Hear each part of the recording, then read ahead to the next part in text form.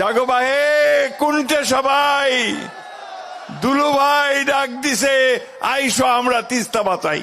একদিকে পানি দেয় না, অন্যদিকে আবার আমাদের যে শত্রু তাকে দিল্লিতে খুব রাজার হালে বসায় রাখছে। 15 বছরে বাংলাদেশ থেকে বেঁচে দিছে, তিস্তার এক ফোঁটা পানি আনতে পারে নাই। বাংলাদেশের মানুষের সঙ্গে যে বন্ধুত্ব করতে চান তাহলে আগে তিস্তার পানি দেন। আওয়ামী লীগের সরকার আসলো, প্রথম দিকে সবাই ভাবলো যে ভারতের বন্ধু আওয়ামী লীগ, সুতরাং তিস্তার পানি বোধহয় এবার পাই যাবে। ঠিক না? লবডঙ্ক। 15 বছরে বাংলাদেশ থেকে বেঁচে দিছে, তিস্তার এক ফোঁটা পানি আনতে পারে নাই। শুধু তিস্তা নয় ভাই, 54টা নদী আছে যেগুলো ভারত থেকে আমাদের দেশে আসছে। সবগুলো নদীর উজানে তারা বাঁধ দিয়ে দিয়েছে। বাঁধ দিয়ে তুলে নিয়ে যায়, পানি তুলে নিয়ে যায়, বিদ্যুৎ উৎপাদন করে, আর আমাদের দেশের মানুষ এখানে ধান ফলাতে পারে না, ফসল ফলাতে পারে না। তারা তাদের জীবন জীবিকা থেকে সম্পূর্ণ বঞ্চিত হয়। আমাদের জেলে যারা মাছ ধরেন তারা মাছ ধরতে পারেন না। জাগো বাহে কোনটা সবাই দুলু ভাই ডাক দিছে আইসো আমরা তিস্তা বাঁচাই। ঠিক না?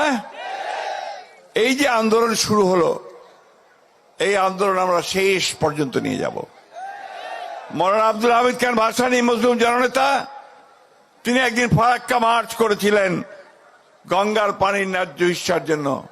আর আজকে আমাদের দুলু ভাই সেই একইভাবে দাঁড়িয়ে গোটা তিস্তার 11টা পয়েন্টে হাজার হাজার মানুষকে জড়ো করে তিনি আজকে এই ডাক দিয়েছেন, জাগো বাহে তিস্তা বাঁচাই।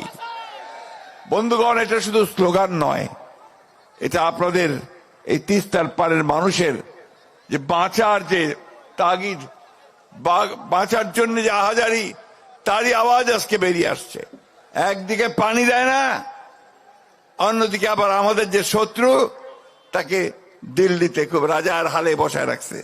আর ওইখান থেকে আবার সে বিভিন্ন রকম হুকুম জারি করে আওয়ামী লীগারদেরকে। ঠিক না?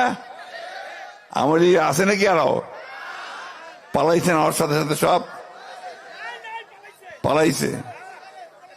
তো বন্ধুগণ, আজকের এই সংগ্রাম আমাদের বাঁচা মারার সংগ্রাম, এই এলাকার মানুষের। এই সংগ্রামকে আমরা কখনো বন্ধ হতে দেব না। আজকে আমরা এই সরকারকে পরিষ্কার করে বলতে চাই, অন্তর্বর্তীকালীন সরকার, কথায় তো বলেন যে আপনারা নিরপেক্ষ, তো নিরপেক্ষ কিন্তু এই জায়গায় থাকলে চলবে না।